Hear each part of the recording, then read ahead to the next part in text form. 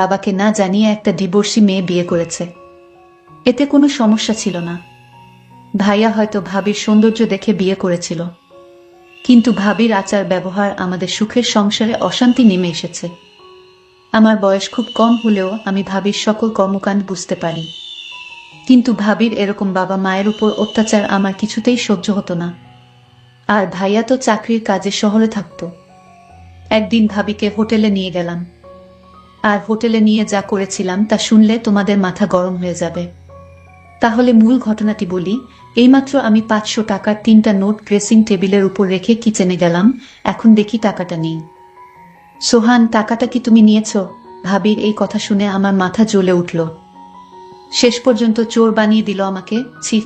অবশ্য বেকারদেরকে মানুষের অনেক কথা শুনেই বেমালুম হজম করতে হয়। কথায় কথায় মাথা জ্বলে উঠলে চলে না। অনেক কষ্টে নিজেকে সামলে নিয়ে বললাম, না ভাবি, আমি নেইনি। হয়তো অন্য কোথাও রেখেছ, ভালো করে খুঁজে দেখো। ভাবি বলল, সব জায়গায় খুঁজেছি, কোথাও নেই। তুমি একটু মনে করে দেখো।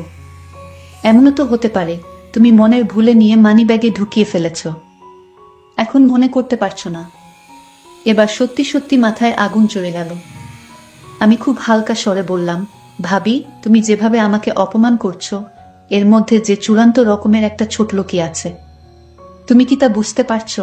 এই কথায় ভাবি শ্রাব্য অশ্রাব্য ভাষায় যা বলা শুরু করলো, তাতে তাকে আর একটা ভদ্র বাড়ির ছেলে, বউ কিংবা কোনো ভালো ঘরের মেয়ে বলা যায় না।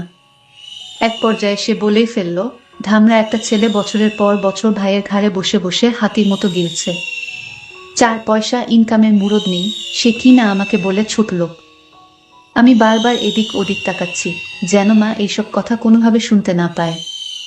এমনিতেই সে স্ট্রোকের রুগী, কোনোভাবেই উত্তেজিত হতে পারে, এমন কিছু শুনতে দেয়া যাবে না তাকে। এরপর আর কোনো কথা জোগালো না আমার মুখে। নিঃশব্দে বাড়ি থেকে বের হয়ে গেলাম। বেলা বাজে 10টা 56। রোদ তেতে উঠেছে। আষাঢ় মাস, অথচ বৃষ্টির নামগন্ধও নেই। রোদের তাপে যেন রাস্তার পিচ গলে স্যান্ডেলে লেগে যাচ্ছে। এখন কোথায় যাব আমি? লকডাউনের ভেতর কারো বাড়ি যাওয়া যাবে না। আমাদের বাড়িটা চাঁদপুর শেরশাহ সুরি রোডে। এখান থেকে হেঁটে হেঁটে রেসিডেন্সিয়াল কলেজের পাশ দিয়ে চন্দ্রিমা উদ্যানে চলে যাওয়া যায়। বসার জন্য খুব নিরিবিলি একটা জায়গা। আমার একটা নিরিবিলি জায়গায় এখন সবচেয়ে বেশি দরকার। খুব কঠিন একটা সিদ্ধান্ত আমাকে নিতে হবে, এবং সেটা আজই, এখনই। একটা ভবনের পেছন দিকে লেকের পাড়ে নিরিবিলি একটা জায়গা দেখে বসে পড়লাম। সংসারের হিসাবটা কিছুতেই আর মিলছে না। অল্প কিছু দিনের ভেতর সবকিছু কেমন এলোমেলো হয়ে গেল। অথচ আমাদের সংসারটা ছিল ছবির মতো সুন্দর, গোছানো, পরিপাটি।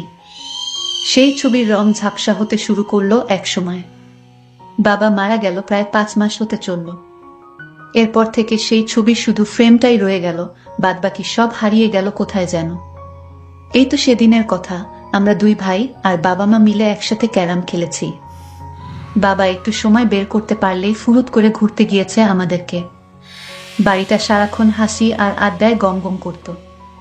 আর আজকের অবস্থা দেখলে নিজেই অবাক হই। মনে হয় আদৌ এটা আমাদের বাড়ি। ভাইয়া পড়ালেখা শেষ করার পর 19 সালের জুলাই মাসে একটা মাল্টি ন্যাশনাল কোম্পানিতে উচ্চ পদে চাকরি নিল। ভালো বেতন, মতিঝিলে অফিস। এর মাস খানিকের মাথায় কাউকে কিছু না জানিয়ে হুট করে এক সন্ধ্যায় ভাবিকে নিয়ে উপস্থিত। তারা নাকি গোপনে কাজী অফিসে গিয়ে বিয়ে করেছে। ভাবির বাড়ি কুমিল্লার বরুড়ায়। ফেসবুকে পরিচয়, সেখান থেকে প্রেম, আর তারপর বিয়ে। ভাবির এর আগেও একটা বিয়ে ছিল, সে পর আমার ভাইয়ার সাথে তার পরিচয়। আমরা সবাই খুব আপসেট হলাম এই ঘটনায়। ভাইয়ার মতো একটা চমৎকার গোছালো এবং দায়িত্বশীল ছেলে কাউকে কিছু না জানিয়ে এভাবে বিয়ে করে ফেলবে, এটা মানাই যায় না। আর তাছাড়া আমাদের বাড়িতে যদি অমতো করার মতো কেউ থাকতো তাহলে ভিন্ন কথা ছিল। আমরা 2 ভাই মোটামুটি বড় হলে বাবা মা আমাদেরকে খুব পরিষ্কারভাবে বুঝিয়ে বলেছে যে জীবনে চলার পথে কাউকে ভালো লাগতেই পারে, এটা খুবই স্বাভাবিক। এমন কিছু হলে অবশ্যই যেন সবার আগে বাড়িতে শেয়ার করি। আজ পর্যন্ত আমাদের 2 ভাইয়ের কোনো যৌক্তিক কাজে বাবা মা বাধা দেয়নি, বরং সব সময় উৎসাহ দিয়ে এসেছে। সেখানে ভাইয়ার কাছ থেকে এটা কেউই আশা করেনি। এই ব্যাপারটা নিয়ে বাবাই সবচেয়ে বেশি আপসেট হয়ে পড়ল। মা তাকে বোঝাতে চেষ্টা করলো যে রাব্বি যদি মেয়েটাকে নিয়ে সুখী হতে পারে তাহলে আমাদের আর আপত্তি করে লাভ কি, যা হওয়ার তা তো হয়েই গেছে। আর তাছাড়া দুইজনের সম্মতিতেই বিয়েটা হয়েছে, দুজনই ম্যাচিউর্ড, সুতরাং এখন স্বাভাবিকভাবে ব্যাপারটা মেনে নেওয়াই সব দিক দিয়ে ভালো।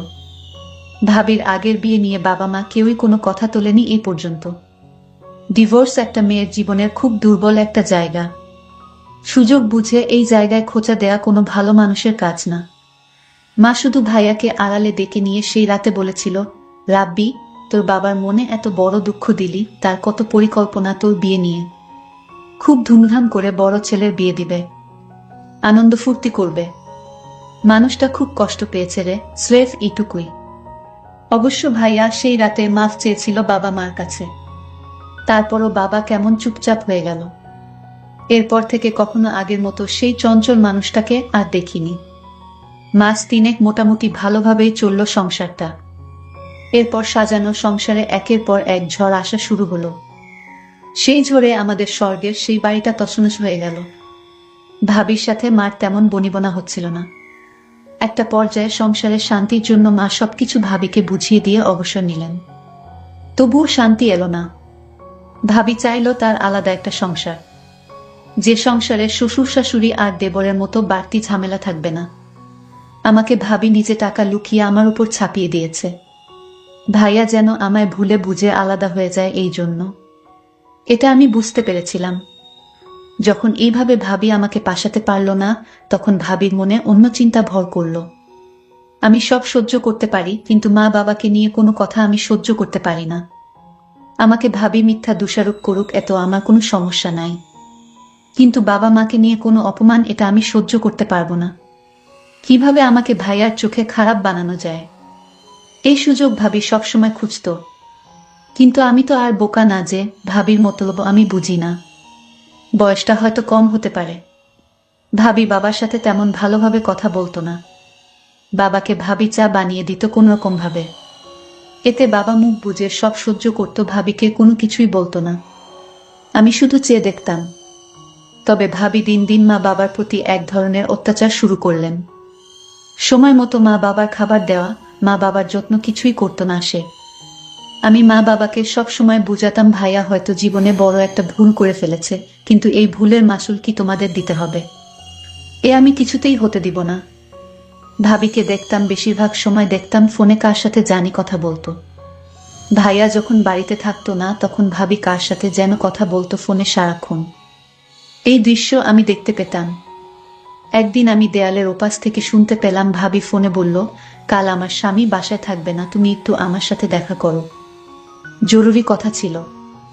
ভাবির এসব কথা শুনে আমি চমকে উঠি। তার মানে ভাইয়াকে এভাবে ভাবি ফাঁকি দিয়ে চলেছে, আর ভাইয়া কিছুই বুঝতেছে না। কিন্তু ভাইয়ার মতো আমি এতটা বোকা না যে আমার চোখ ফাঁকি দিয়ে থাকবে। আমি এরপর থেকে ভাবিকে চোখে চোখে রাখি। কখন কি করে কার সাথে কথা বলে সবকিছুর খবর আমি রাখি। অন্য একদিন ভাবি ফোনে বলল, কাল কিন্তু তোমার আসতেই হবে। আমি এই দিন বাড়ি থেকে এক পাও নড়লাম না। আমি আজ দেখব ভাবির ঘরে কে আসে। আমি অপেক্ষায় রইলাম লোকটিকে দেখার জন্য। রাত যখন 10টা বাজে, তখন দেখতে পেলাম ভাবির রুমে একটি ছেলেকে ঢুকতে। ছেলেটি ভাবিকে বলছে, তুমি কেন এখানে পড়ে আছো? ভাবি তখন বলল, আরে কিছুদিন আছি এখানে, আমার স্বামীর কাছ থেকে সিগনেচারটা নিতে পারলেই সকল সম্পত্তি আমাদের হয়ে যাবে। আমরা এই বাড়িটি বিক্রি করে অন্য কোথাও একটা বাড়ি রাখবো, আর আমরা সুখে জীবন যাপন করব। ছেলেটি বলল, কখন করবে? আর কিছুদিন ধৈর্য ধরো প্লিজ, আমি একটা সুযোগ খুঁজতেছি। তারপর তারা দুজন দেখলাম ঘনিষ্ঠ হতে লাগলো। আমি জানালার পাকা দিয়ে তা ভিডিও করে ফেলি। এখন কোথায় যাবে ভাবি, তুমি তো আমার হাতে ধরা। তোমার সমস্ত প্ল্যান আমি মোবাইল দিয়ে রেকর্ড করেছি ভাবি। এখন আমি তোমাকে যে কি করব তা তুমি কল্পনাও করতে পারবে না ভাবি। সামনে তোমার খারাপ সময় আসছে ভাবি। তোমার এরকম প্ল্যান আমার আর বুঝতে বাকি নাই। আমি তোমাকে এমন করে ছাড়বো, তুমি তা সারা জীবনও ভুলতে পারবে না। তারপর দিন ভাইয়া বাড়িতে আসলো। ভাইয়া ভাবির জন্য নতুন শাড়ি নিয়ে এসেছে। ভাবি তখন খুশি হয়ে বলল, তুমি হাত মুখ ধুয়ে আসো, আমি তোমার জন্য খাবার রেডি করছি। তারপর ভাইয়া খেতে বসলো। ভাবি তখন ভাইয়াকে জিজ্ঞেস করলো, আচ্ছা আমরা যে বিয়ে করেছিলাম তার জন্য কাজী বলেছে একটা তোমার সই এর বাকি ছিল, আর সেই সইটা তোমার করতে হবে। ভাইয়া বলল, আমি এই সপ্তাহ কাজের চাপে আছি, আমি এক সপ্তাহ অফিসের কাজে চট্টগ্রাম যেতে হবে, তারপর দেখি আমি সইটা দিয়ে দিব, আমি এখন খুব বিজি। ভাবি বলল, আচ্ছা ঠিক আছে, তাহলে এই সপ্তাহ বাড়িতে এসে মনে করে সইটা দিয়ে দিতে হবে। ভাইয়া পরদিন সকালে চলে গেল। আমি ভাবির রুমে গেলাম। ভাবিকে জিজ্ঞেস করলাম, ভাবি তোমার দিনকাল কেমন কাটছে? ভাবি বলল, ভালোই তো, কিন্তু তুমি একটা চুলটা তুমি ভুলে যেও না। আমি বলেছিলাম, ভাবি তুমি কেন আমায় মিথ্যা অপমান করছো? আমাকে তোমার সহ্য হয় না সেটা তুমি মুখে বলে দিতে পারো, তাহলে কেন শুধু শুধু আমাকে মিথ্যা অপবাদ দিচ্ছ ভাবি? ভাবি তখন রাগান্বিত হয়ে বলল, তুমি এখন আমার রুম থেকে যাও। আমি বললাম, ভাবি তুমি যে আমায় চোর বলেছ, মনে রেখো ভাবিকে যে আসল চোরটা তুমি খুব শীঘ্রই জানতে পারবে। ভাবি আমার কথা শুনে কিছুটা অবাক হয়ে গেল। তুমি আমাকে ভয় দেখাও নাকি? আমি বললাম, ভাবি ভয় না, যা সত্যি তাই বললাম। ভাবি তুমি সময় মতো সব টের পাবে।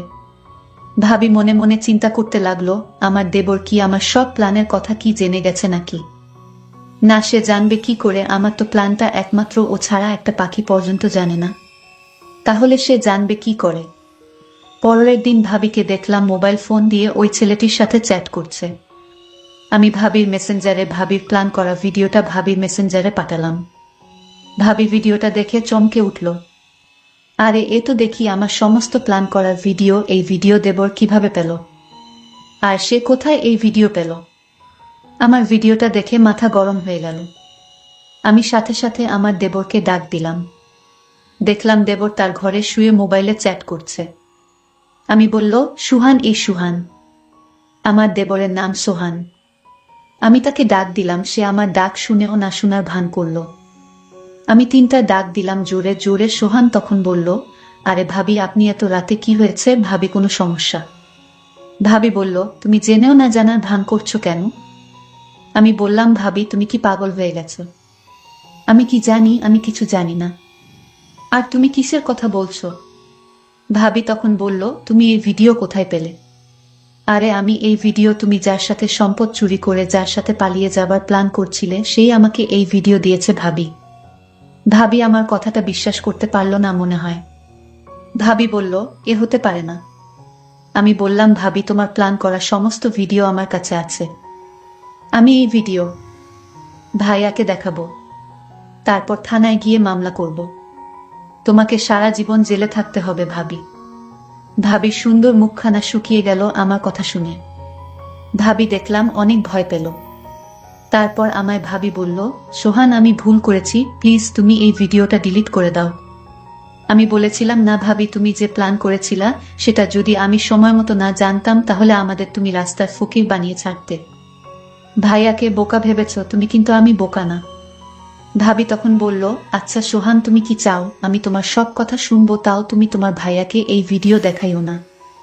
আমি বললাম, ঠিক আছে আমি ভিডিও দেখাবো না, তবে আমি যা বলি তাই তোমার শুনতে হবে। ভাবি বলল, ঠিক আছে আমি তোমার সব কথাই শুনবো। আমি তোমার মা বাবার সাথে ভালো আচরণ করব। আমি বলেছিলাম, ভাবি তাহলে কাল আমার সাথে একটি জায়গায় যেতে হবে। ভাবি বলল, ঠিক আছে। আমি ভাবিকে পরদিন সকালে ভাবিকে নিয়ে পটুয়াখালী ঘুরতে গেলাম। ভাবিকে বললাম, ভাইয়া ফোন করলে কি বলবে? ভাবি বলল, আমি বলবো আমার বাবা অসুস্থ, তাই আমি বাবাকে দেখতে এলাম। আমি 2-4 দিন বাবার সাথে থাকতে হবে। ভাবিকে বললাম, ভাবি তুমি তো দারুণ বুদ্ধিমতী। হঠাৎ আকাশের অবস্থা খুব খারাপ হলো, প্রচন্ড ঝড় বৃষ্টি হতে শুরু করলো। আমি ভাবিকে নিয়ে একটা হোটেলে গেলাম, কারণ এখানে যারা ঘুরতে আসে তারা হোটেলেই থাকে। আমিও একটা হোটেল নিলাম। ভাবিকে বললাম, ভাবি তুমি হোটেলে বস, আমি কিছু খাবার নিয়ে আসি। আমি খাবার নিয়ে আসলাম। ভাবি তখন বলল, আমি নিচে শুয়ে পড়ি, তুমি কাটে শুয়ে পড়ো।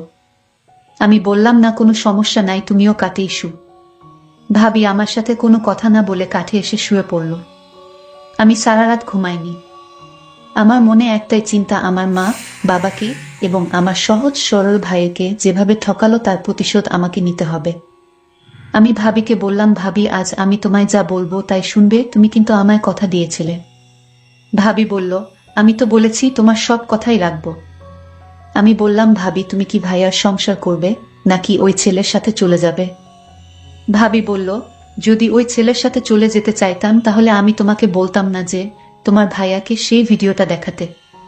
আমি যা করেছি সব ভুল করেছি। আমি তোমার সাথে তোমার বাবা মায়ের সাথে অন্যায় করেছি।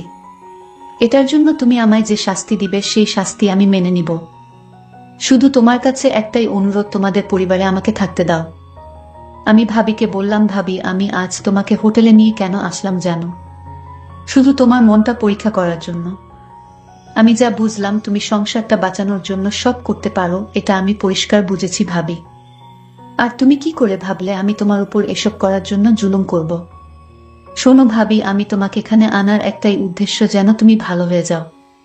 দেখো ভাবি, আমি আজ ইচ্ছা করলে আমি অনেক কিছুই করতে পারতাম, কিন্তু আমি তা করিনি। কারণ ভাবিরা মায়ের মতোই হয়।